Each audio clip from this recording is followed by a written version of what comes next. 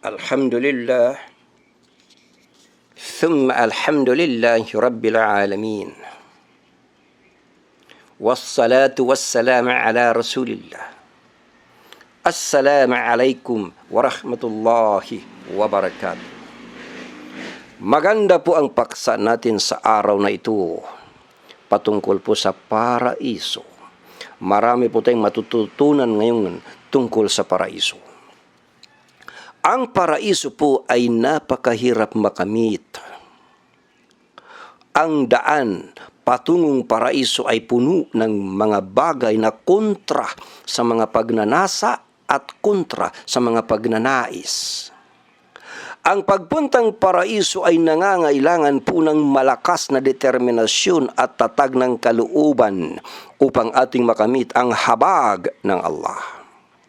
Anang hadith ni Muhammad sallallahu alaihi wasallam, ang impyerno ay binalot sa mga pagnanasa at ang paraiso ay binalot sa mga kahirapan. Sources natin ang pinaka-authentic na mga hadith, Sahih al-Bukhari at saka Sahih Muslim. Ibig sabihin ay walang makakatulong sa tao para marating ang paraiso kundi ang magpakahirap. At walang makakapag-akay sa tao sa impyerno kundi ang mga pagnanasa at mga pagnanais.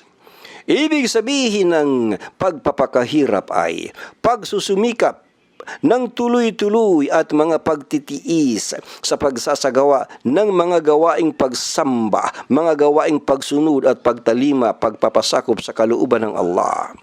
Pinipigilan ang sariling galit, nagpapatawad sa mga nagkakasala sa iyo, mapagtimpi, mapagbigay ng sadaka, pagiging mabait maging sa mga yaong malulupit sa iyo, at lalabanan mo ang mga pangkatawang pagnanasa at iba pa. Katibayan, anong hadith ni Muhammad sallallahu alaihi wasallam. Nang likhain ng Allah ang paraiso ay sinabihan niya si Jibril, pumunta ka at tingnan mo iyon. Kaya't pumunta siya at tiningnan iyon, pagkatapos ay bumalik siya at sinabi, sumpa man sa iyong luwalhati, walang sino man ang makarinig niyon kundi papasok doon. Kung kaya't pinaligiran ng Allah, pinaligiran niya iyon ng mga kahirapan at sinabi, puntahan mo at tingnan iyon. Pinapunta niya uli si Jibril. Kaya't pumunta siya at tiningnan iyon, pagkatapos ay bumalik at sinabi ni Jibril, sumpa man sa iyong luwalhati, natatakot ako na walang papasok doon. Sources natin, hadith an-Nasa'i, hadith at-Tirmidhi, at saka hadith Abu Dawud. Alam ninyo mga kapatid sa pananampalataya, ang paraiso po ay napakamahal-mahal. Hindi ito kayang bayaran ng anumang kabutihang gawa, anumang kabanalang gawa kung gawa lamang ang pagbabatayan. Ito ay makakamit lamang sa pamamagitan ng pagpapala at habag ng Allah. Kaya nga ba, pagsusumikapan natin ang mga pagsunod sa utos ng Allah, pag-iwas sa kanyang mga ipinagbabawal upang makamit nawa natin ang mga pagpapala at habag ng Allah at tayo ay makapagpanirahan sa Jannah. Bilang katibayan ng hadith ni Muhammad sallallahu alaihi wasallam, walang sino man sa inyo ang makakapasok sa paraiso sa pamamagitan ng kanyang gawa lamang. Nagtanong sila, kahit na ikaw o sugo ng Allah ay hindi? Sinabi niya, kahit na ako ay hindi, maliban kung sasaklawin ako ng Allah ng kanyang pagpapala at habag. Source natin, authentic na hadith, Sahih Muslim, hadith number 2816.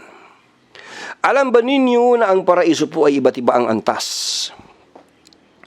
Ang mga taga-paraiso ay magkakaiba ang antas batay sa kanilang iba't ibang mga kalagayan.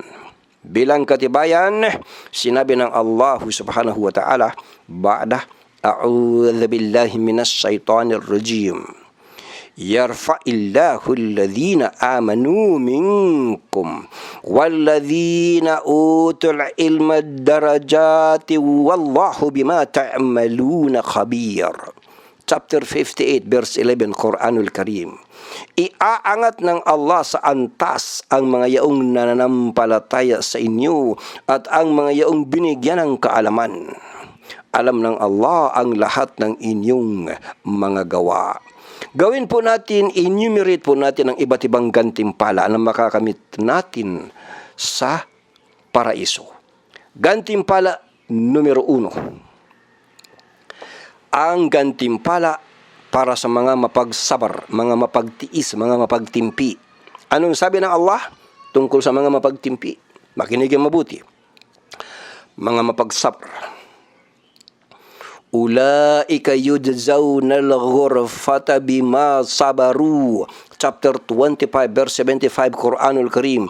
Sila ang mga yaong gagantimpalaan ng pinakamataas na lugar sa paraiso, sanhi ng kanilang sabar, pagtitiis, pagtitimpi. Ang pagtitiis na ito ay patungkol po sa pagsasakripisyo ng sarili at ng pagiging matatag alang-alang sa Allah na kataas-taasan. Laging nakatutok sa Allah ang iyong puso't diwa bilang isang tunay na nagpapaalipin, nagpapasakop sa kalooban ng Allah subhanahu wa ta'ala. Alam ba ninyo mga kapatid na ang paraiso po ay may 8 gates, may 8 pinto, may 8 tarangkahan. Ang bilang ng mga tarangkahan sa paraiso ay 8. Isa sa mga iyon ay ang tinatawag na Ar-Rayyan na para lamang sa mga nag-aayuno. Bilang katibayan ng hadith, sa paraiso ay mayroong 8 tarangkahan na isa sa mga iyon ay ang tinatawag na Ar-Rayyan. Walang makakapasok dito maliban sa mga nag-aayuno, at kapag nakapasok na sila rito ay kakandaduhan ito sa kanilang likuran at wala nang iba pa ang papasok dito. Pinaka-authentic po na hadith, Sahih Al-Bukhari at Sahih Muslim. Mayroon ding mga tarangkahan para sa mga yaong nagsasagawa ng maraming mga voluntary prayers, mga kusang loob na sala. Yaong mga nagbibigay ng sadakah at mga yaong nakikipagdigma para sa Allah, nagjijihad para sa Allah. Bilang katibayan ng hadith, ang sino mang gumugol ng kaparis mula sa kanyang yaman alang-alang sa Allah na kataas-taasan ay tatawagin sa mga tarangkahan ng paraiso. At ang paraiso ay may 8 tarangkahan. Ang sino mang nagdarasal ng regular at tama ay tatawagin sa tarangkahan ng sala. Ang sino mang nagbibigay ng sadaka ay tatawagin sa tarangkahan ng sadaka. Ang sino mang nakikipagdigma para sa jihad ay tatawagin sa tarangkahan ng jihad, at ang sino mang nakagawi ang mag-ayuno ng regular ay tatawagin sa tarangkahan ng pag-aayuno. Source natin ay agreed upon. Ibig sabihin, Sahih Al-Bukhari, Sahih Muslim at iba pang mga authentic na hadith. Kapag sinabing agreed upon, okay. Alam ninyo mga kapatid sa pananampalataya, kapag po nakatapos ka mag-ablution, maghugas para magsambayang, alam po ninyo mga giliw naming tagapakinig na non-Muslim listeners, kapag magpe-prayer po ang Muslim ay naghuhugas, kung tawagin po ay wudu, ablution. At kapag kapatid sa pananampalataya, binigkas mong mabuti ang syahada, alam mo ba kung anong gantimpala? Ito, pakinggan mo. Ang sugo ng Allah sallallahu alaihi wasallam ay nagsabi, sino man ang magsagawa ng wudu at gawin ito ng mahusay, pagkatapos ay tumingala siya sa mga kalangitan at nagsabing, Ashhadu an la ilaha illallah wahdahu la sharika lah wa ashhadu anna Muhammadan abduhu wa rasuluh. Ang 8 tarangkahan ng paraiso ay bubuksan para sa kanya at papasok siya rito sa kung saan mang nanaisin niya. Source natin, Sahih Muslim. At isa pang hadith patungkol sa katapatan sa pagbigkas ng syahada. Tapat na puso, totohanang puso, hindi po peke na puso, hindi peke na pagbigkas ng syahada. Ibig sabihin ng syahada ay ang pagsasaksi sa pananampalataya, testimony of faith. Ito po yung hadith. Ako ay sumasaksi na walang tunay na Diyos na karapat dapat sambahin maliban sa Allah. At ako ang kanyang sugo, ang alipin ng Allah na makikipagtagpo sa Kanya nang walang alinlangan tungkol dito, walang alinlangan tungkol sa syahada, walang pagdududa tungkol sa syahada, ay makakapasok sa paraiso. Authentic po na hadith, Sahih Muslim. Kailangan po talaga ang katapatan ng puso para po maparaiso. Kailangan ang tutuhanan, malinis na puso, totoong puso, hindi peke na puso, tapat na puso ang makakapagligtas sa tao. Katibayan, yawma la yanfa'u malu wala banun. Chapter 26 verse 88, Quranul Karim. Ang araw na kung kailan ay walang yaman ni mga anak na lalaki ang makakatulong illa man atallaha biqalbin salim. Chapter 26 verse 89, Quranul Karim. Maliban sa kanya na ang daladala sa Allah ay isang malinis na puso. Ibig sabihin, tapat na puso. Ibig sabihin, totoong puso. Bilang suporta ng hadith tungkol sa totoong puso ay ito. Anong hadith? Walang sino mang sumaksi ng tapat mula sa kanyang puso na la ilaha illallah Muhammadar Rasulullah na hindi ililigtas ng Allah sa impyerno. Authentic po na hadith, Sahih al-Bukhari. Gantimpala numero 2. Gantimpala para sa mga mananampalataya na gumagawa ng mabubuting gawain. Mayroon kasing mananampalataya naniniwala sa Allah pero hindi gumagawa ng mga gawaing mabubuti bagkus ang ginagawa mga makasalanan.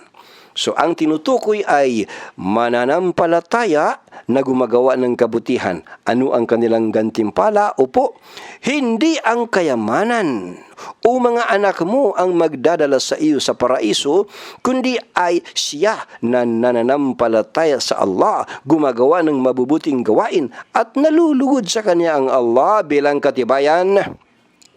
Anong Quranul Karim?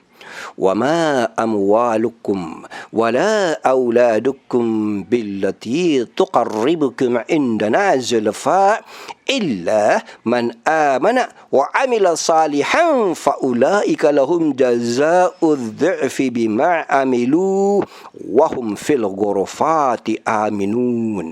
Chapter 34 verse 37, Quranul Karim. At hindi ang kayamanan mo ni ng mga anak mo ang maglalapit sa inyo sa amin, kundi ay siya lamang na nananampalataya at gumagawa ng mabubuting gawa. Para sa mga yaon ay may dalawahang gantimpala para sa kung anong kanilang ginawa at mananahanan sila sa matataas na tirahan ng paraiso ng mapayapa at ligtas. Binanggit po dito ng Allah ang pinakamatataas na tirahan sa paraiso na hindi ang mga ito makakamit sa pamamagitan ng kayamanan at mga anak, kundi sa pamamagitan ng pananampalataya at mabubuting gawa. Ang taong may ganyang pananampalataya ay kontento, maging anuman ang mangyari pa sa kanya sa lahat ng pangyayari. Kung gumawa siya ng mabubuting gawain ay hindi niya hinahaluan ng masasamang gawain. Siya nga pala. Tinatalakay natin paraiso. Ano ba ang definition ng paraiso? Ano bang ibig sabihin ng paraiso? Ang paraiso po ang pagkalaki-laki, pagkadaki-dakila na gantimpala na inihanda ng Allah para sa kanyang mga minamahal at para sa mga yaong sumusunod sa kanya. Ito ay isang kompletong kaligayahan na walang kulang at wala ka nang hahanapin pa. Kung mayroong kulang at mayroong ka pang hahanapin ay hindi po yan paraiso. Ang mga kagalakan sa paraiso ay napakalayo-layo kumpara sa mga kaluguran sa mundong ito. Sa dahilan po na ang pagkapasok sa paraiso ay nakasalalay sa kalooban at kapasyahan ng Allah, ito po ay dakilang tagumpay. Once na makamit mo ang paraiso, wala nang hihigit pa. Pinaka dakila na tagumpay. Faman zuhziha 'anil nari wa udkhilal jannata faqad faz.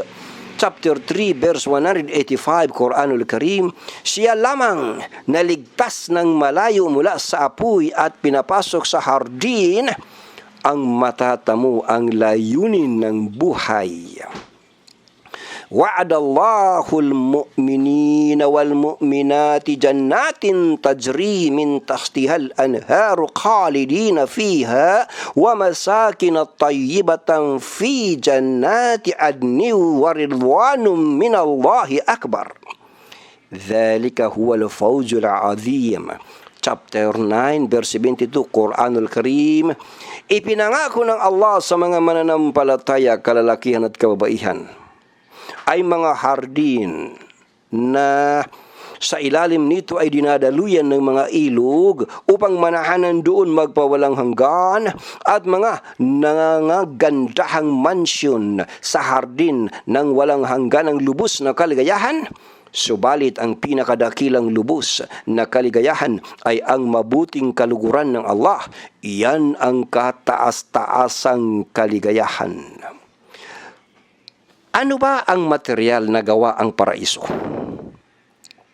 At kapag po tayo ay nakapasok sa paraiso, tayo ng mga tao, ano ang material na tayo ay gawa mula? Dito sa mundo, tayo po ay gawa mula sa lupa. Yan ang material natin.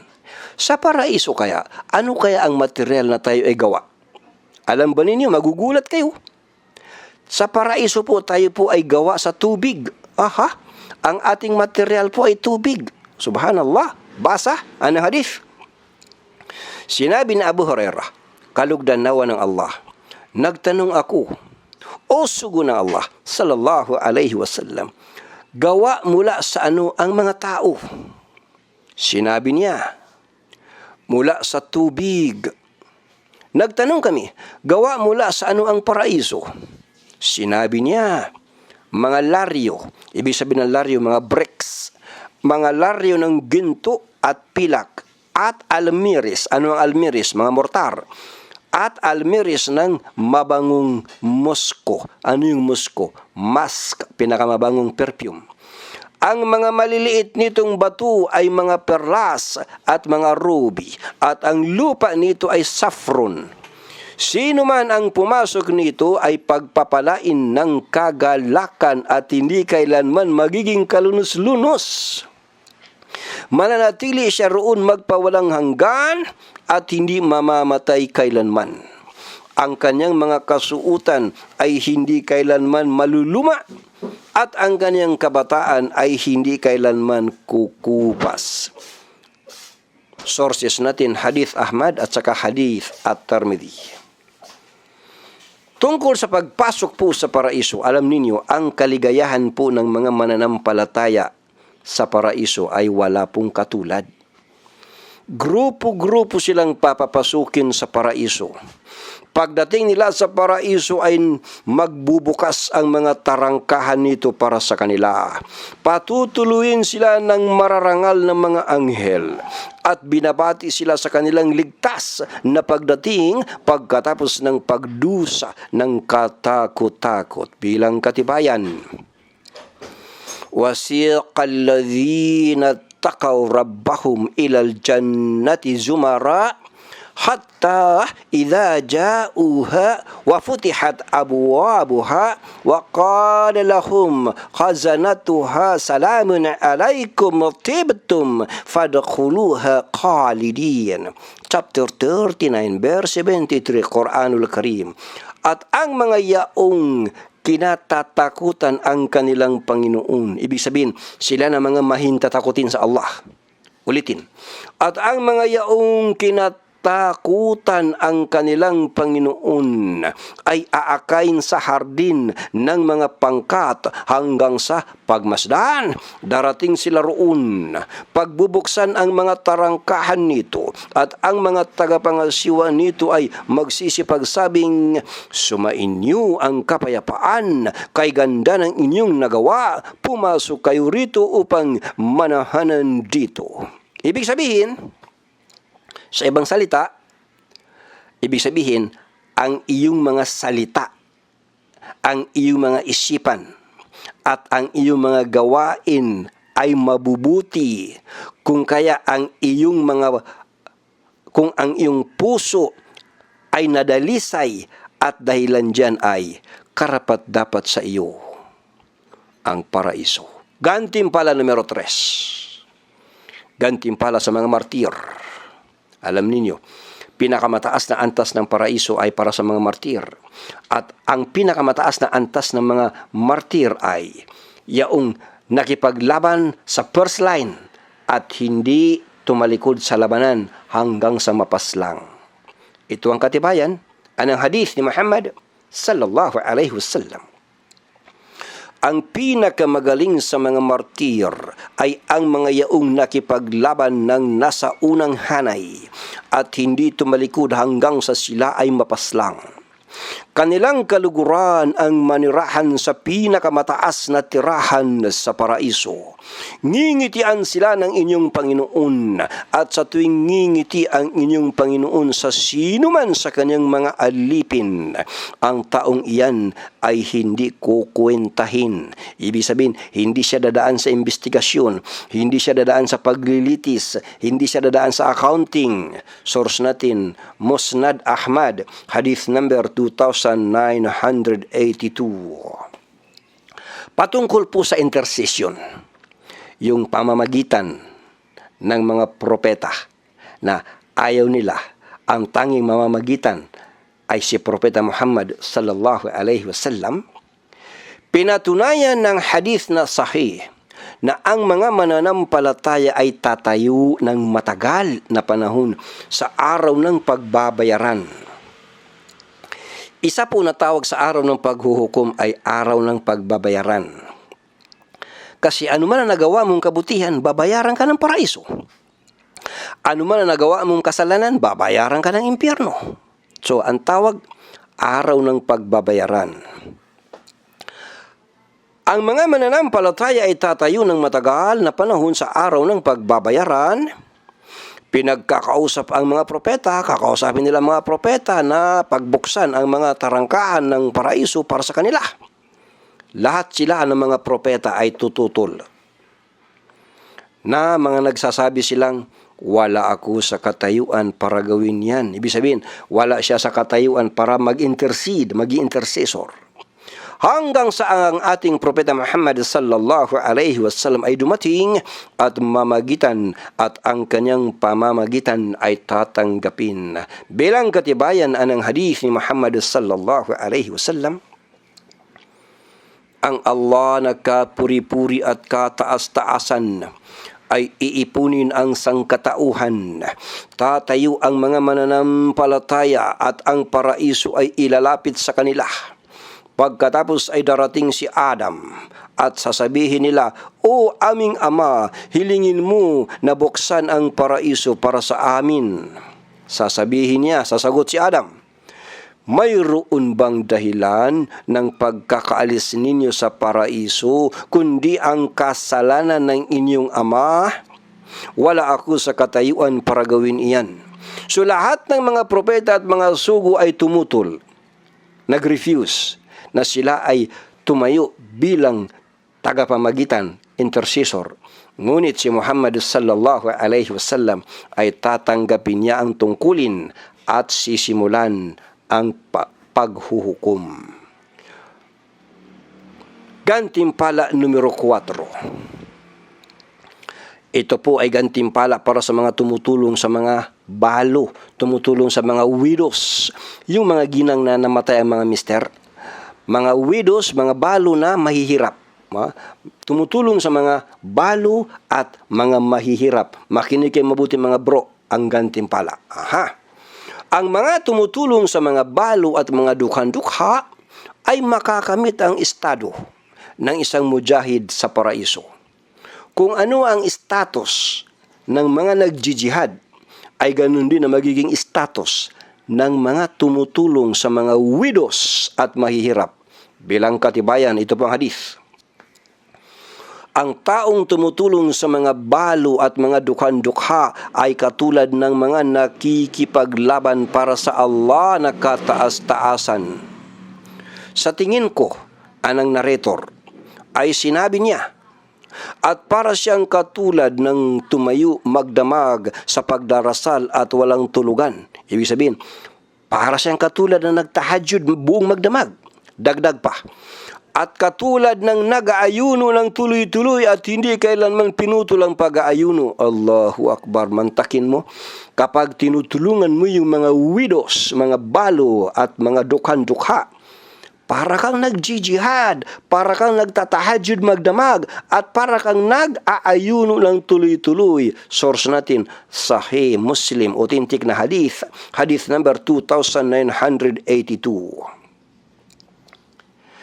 Alam ninyo, ang mga mananampalataya po ay lilinisin bago sila papasukin sa paraiso. Lilinisin. Ibig sabihin, dadalisain, ipipurify. Matapos makadaan ang mga mananampalataya sa as-sirat, ito yung tulay sa itaas ng impyerno na tatawirin natin. Matapos makadaan dito ang mga mananampalataya ay papanatilihin sila sa isa pang tulay sa pagitan ng paraiso at impyerno. Sa tulay na ito ay dadalisain sila sa pamamagitan ng pagsisipagbayaran nila sa anumang atraso nila sa isa't isa sa mundong ito. Pagkatapos sa kanila pagpasok sa paraiso ay nalinis na sila at nadalisay. Wala nang samaan ng loob at wala na ring sisingilin pa sa kapwa. Katibayan ng hadith. Ang mga mananampalataya ay ililigtas mula sa apoy. Pagkatapos ay papananatilihin sila sa isang tulay sa pagitan ng paraiso at impyerno. Magbabayaran sila sa isa't isa sa anumang atraso na naganap sa pagitan nila sa mundong ito hanggang sa sila ay madalisay at malinisan at papahintulutang pumasok sa paraiso. Pinaka-authentic po na hadith ang source natin, Sahih al-Bukhari. Alam ba ninyo kung sino ang mga unang-unang papapasukin sa paraiso?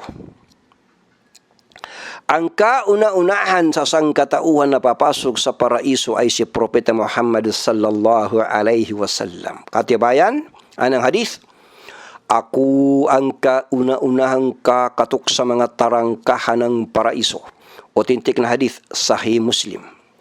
At alam ba ninyo kung sino ang una papapasukin? Unang nasyon? Ibig sabihin, unang ummah, ang unang nasyon na papapasukin sa paraiso ay walang iba kundi ang ummah ni Propeta Muhammad sallallahu alaihi wasallam. Ang ating ummah, ang ating nasyon, tayo ang pinakahuli. Kasi si Muhammad sallallahu alaihi wasallam ang pinakahuling propeta. So tayo ang ummah ni Muhammad sallallahu alaihi wasallam. Tayo ang pinakahuli na ummah. Ngunit pagdating sa papapasukin sa paraiso, tayo po ang pinakauna. Katibayan, anong hadith? Tayo ang kahuli-hulihan na ummah. Ngunit tayo ang kauna-unahan sa araw ng muling pagkabuhay.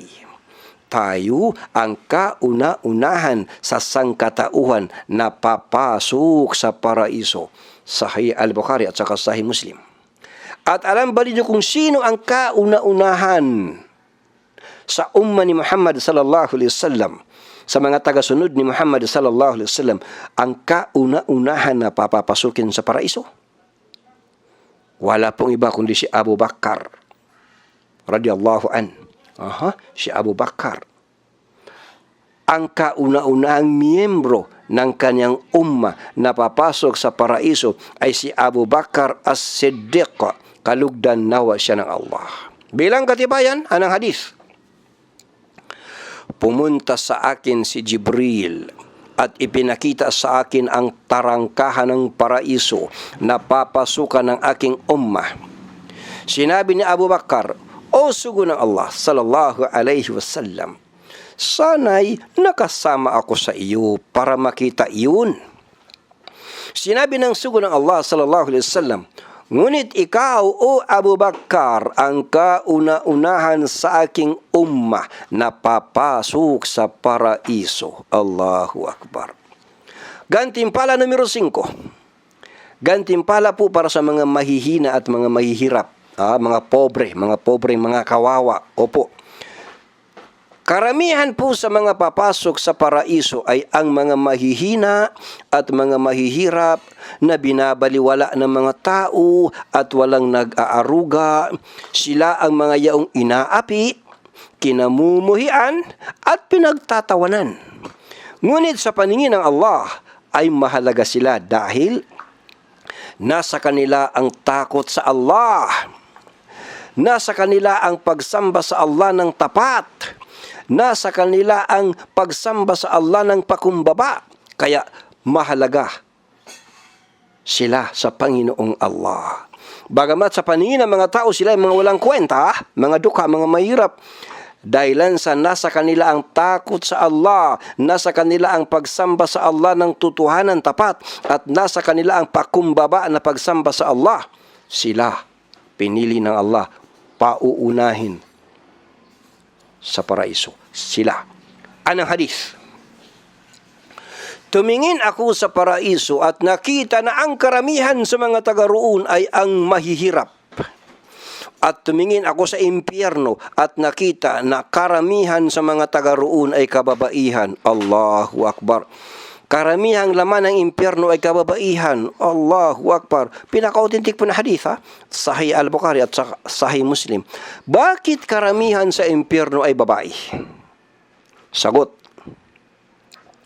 Mayroon pong mga ginang na kahit na ano pa ang gawin na sakripisyo ng mister, kahit paano ang gawin ng mister na pagpapakahirap alang-alang to please the wife, para lang bigyan ng kaluguran ng misis, ay maririnig mo na sasabihin pa rin ng misis na walang kakwenta-kwentang mister ko, inutil, walang saysay. Ibig sabihin, may mga ginang na kahit na ano pang gawin na sakripisyo ang mister, halos magnakaw, halos gumawa ng krimen para lang sa kanyang misis, ay wala pa rin kwenta ang mister sa paningin ng misis. Ito po ang pangunahing dahilan bakit karamihan na papapasukin sa impyernong apoy ay mga babae. Allahu Akbar. Ipalayo nawa kayo ng Allah.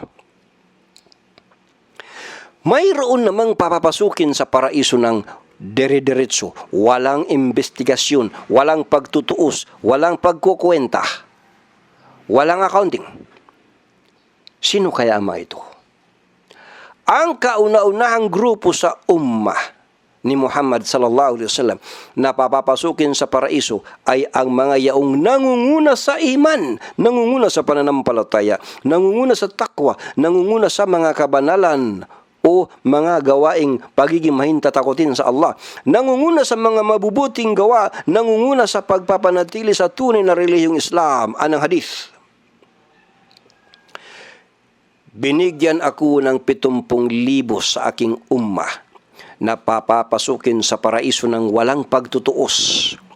70,000 po, 70,000 na papapasukin sa paraiso ng walang investigasyon. Dagdag pa.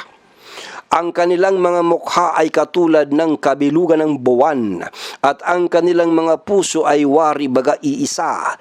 Nakiusap ako sa aking Panginoon ang kaluwalhatian. Nadagdagan pa at binigyan niya ako kasama ng bawat isa sa kanila ng karagdagan pang 70,000.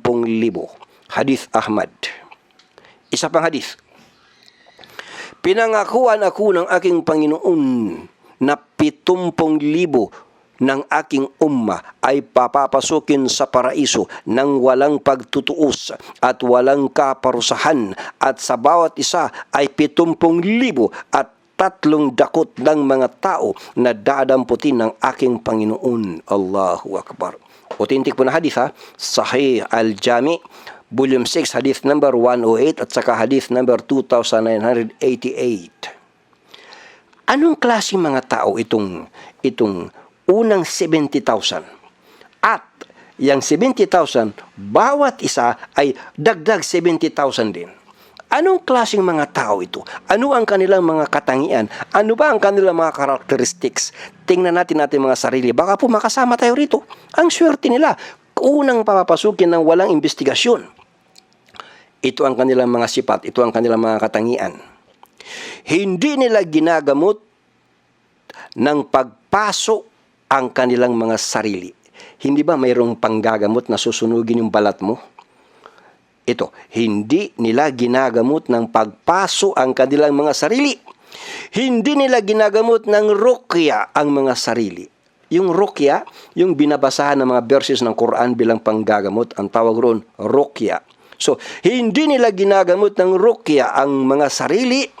Wala silang nakikitang kamalasan sa anumang bagay. Ibig sabihin, wala silang pamahiin, wala silang superstition. Sa Panginoong Allah lamang sila nagtitiwala. Katibayan, anong hadith? Ipinakita sa akin ang mga nasyon at nakita ko ang isang propeta na dumaan na kasama ang isang grupo ng kanyang mamamayan. At isa pa ay kasama ang pangkat ng kanyang mamamayan. Isa pa ay 10 lamang. Isa pa ay 5. At isa pa ay siya lamang na walang tagasunod. Pagkatapos ay tumingin ako at nakita ko ang malaking grupo ng mga tao. Nagtanong ako, O Jibril, ito ba ang aking ummah? Sinabi niya, hindi. Ngunit tingnan mo ang abot tanaw. Kung kaya't tumingin ako at nakita ang pagkalaki-laking katakot-takot na dami ng tao. Sinabi ni Jibril, ang mga ito ang iyong ummah at ang yaong 70,000 sa harapan ay hindi tatawagin para kwentahin o parusahan. Nagtanong ako, bakit? Sinabi ni Jibril, hindi nila ginamot ng pagpaso ang kanilang mga sarili o ng ruqya at wala silang nakikitang masamang pangitain sa mga bagay. Ibig sabihin, hindi sila mapamahiin. Nagtitiwala sila sa kanilang Panginoon lamang. Authentic mo na hadith, Sahih Al-Bukhari, tsaka Fathul Bari, Volume 11, page 405. Maaari po na ang mga ito ang tinawag ng Allah na Al-Muqarrabun, ang mga yaong pinakamalapit sa Allah na nabanggit sa Quran. Was-sabiqun as-sabiqun, 56:10, chapter 56 verse 10, Quranul Karim. At ang mga yaong nangunguna, ibig sabihin mga nangunguna sa pananampalataya. Ang mga yaong nangunguna sa pananampalataya ay mangunguna sa kabilang buhay. Ulaikal muqarrabun, 56:11. Ito ang mga yaong magiging pinakamalalapit sa Allah, al-muqarrabun. Fi jannatin na'im, 56:12. Sa mga hardin ng lubos na kaligayahan. Karamihan sa kanila ay manggagaling sa mga unang henerasyon ng Islam kaysa sa mga huling henerasyon. Ibig sabihin, karamihan sa kanila ay manggagaling sa unang henerasyon ng Islam, mga sahaba at mga sumunod sa sahaba. Opo. Bilang katibayan, thulathum minal awwalin, 56:13. Karamihan sa mga yaong nangunguna ay manggagaling sa mga unang henerasyon, unang mga yumakap ng Islam. Wa qalilum minal akhirin, 56:14. At ang ilan sa mga yaong nangunguna ay manggagaling sa mga huling henerasyon. Mayroon ding manggagaling sa ating henerasyon, huling henerasyon, pero mas marami ang manggagaling sa mga unang henerasyon. Gantimpala numero 6. Gantimpala sa mga magulang na mabubuti ang mga anak.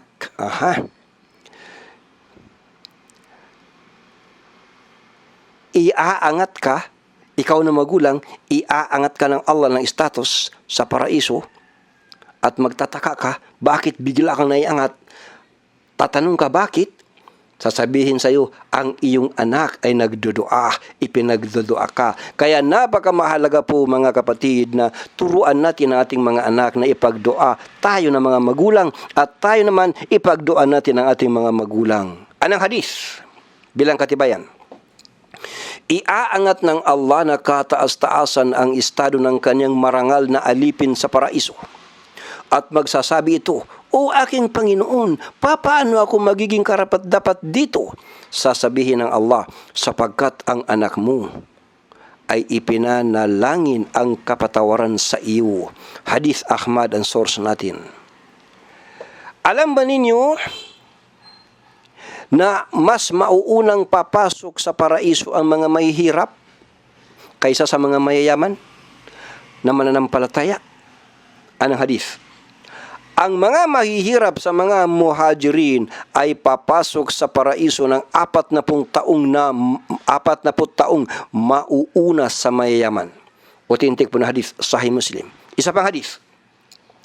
Ang mga mahihirap sa mga muhajirin ay papasok sa paraiso ng 500 taong mauuna sa mga mayayaman sa mga muhajirin. Sahih Al-Jami, authentic po na hadith. Volume 4, hadith number 90 at saka hadith 4104. Ang unang hadith na nabanggit sa itaas ay nagsasabing ang mahihirap ay papasok sa paraiso ng 40 taong mauuna sa ibang mga tao. Habang ang pangalawang hadith ay nagsasabing ang kaibahan ay 500 taon. Aha, parang conflict. Mayroon bang conflict? Ang dalawang kapahayagan na ito ay maaaring pag-ayunin sa paglilinaw na ang mahihirap ay hindi pare-pareho ang antas ng iman. Ganon din na ang mayayaman ay hindi pare-pareho ang antas ng iman. Katulad ng mungkahi ni Sheikh Al-Qurtubi, nawa kahabagan siya ng Allah, sa kanyang At-Tadhkirah, page 470, na ayon sa kanya, ang mahihirap ay nagkakaiba sa lakas ng kanilang iman at magkakaiba ang kanilang mga nagawa. At ganun din naman sa mga mayayaman. Kung ang iisipin natin anya ay sa punto ng una sa mga mahihirap at ng huli sa mga mayayaman na papasok sa paraiso, ay 500 taon nga ang agwat. Ngunit kung ang isipin natin ay ang huli sa mga mahihirap at ang una sa mga mayayaman na papasok sa paraiso ay 40 taon ang agwat. At ang Allah ang higit na nakakaalam. Source natin, Ibn Kathir, An-Nihaya, Volume 2, page 345. Gantimpala numero 8. Gantimpala sa mga magulang na maagang namatayan ng mga anak. Aha. Ito yung magulang na maliliit pa lang yung mga anak nila ay namamatay. Alam ba ninyo na kapag nakatatlo kang anak na namatay, na maliliit pa lang, ikaw ay paraiso? Oho. Okay, makinig ka mabuti. Hadith mismo ni Muhammad sallallahu alaihi wasallam. Paraiso ka sa pamamagitan ng habag ng Allah. Anong hadith? Ang isang Muslim na ang kanyang 3 anak ay namatay bago dumating sa tamang edad, ay papapasukin ng Allah sa paraiso sanhi ng habag sa kanila. Authentic po na hadith, Sahih Al-Bukhari. Ito pa, isa pang hadith. Sino mang babae, tinutukoy Muslim, ang mamatayan ng 3 anak, ay sasanggain nila sa apoy. Nagtanong ang isang babae, paano ang dalawa? Ibig sabihin, paano kung dalawa lang anak na namatay? Sumagot siya, sabi niya, at kung dalawa namatay. Authentic na hadith, Sahih Al-Bukhari. Ibig sabihin, pwede rin kahit dalawa. Isa pang hadith. Ang mag-asawang Muslim na ang kanilang 3 anak ay namatay bago magsipagdating sa tamang edad, ay papapasukin ng Allah sa paraiso, sila at ng kanilang mga anak, sa pamamagitan ng kanyang pagpapala at habag. Source natin, Hadith Ahmad. Alam ba ninyo na ang lahat ng mga mananampalataya, kahit mga makasalanan pa yan, ay eventually papasok pa rin sa paraiso. Susunugin sila sa impyerno, pero sa kaduluduluhan papasok pa rin sa paraiso. Mabigkas mo lang ang la ilaha illallah. Ibig sabihin ng la ilaha illallah, walang Diyos maliban sa Allah. At may gatiting na kabutihan sa puso mo, kaduluduluhan, hahanguin ka pa rin sa impyernong apoy at mapaparaiso ka pa rin. Katibayan, anong hadith ni Muhammad sallallahu alaihi wasallam, sino man ang magsabing la ilaha illallah at may kabutihan sa kanyang puso na kasing bigat ng butil ng barley, ay ilalabas sa apoy.